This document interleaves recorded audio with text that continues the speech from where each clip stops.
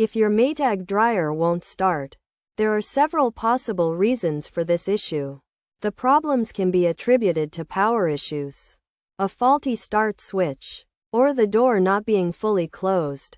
To fix these issues, first check the power supply by ensuring the dryer is firmly connected to the power outlet and not using an extension cord, as this can cause a voltage drop. Next, confirm that the circuit breaker hasn't tripped and switch it on if necessary. If the issue persists, the start switch may be damaged.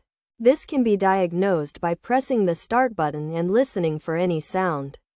If none is produced, the switch may be faulty. To test the switch, disassemble the control panel, locate the start switch, and use a multimeter to check for continuity. If there's no continuity, a new switch should be installed. Another possible cause is the door not being fully closed.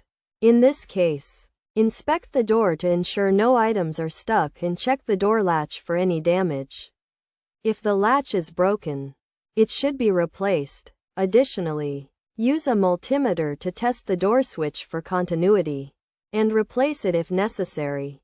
By following these steps, you should be able to identify and fix the issue with your Maytag dryer.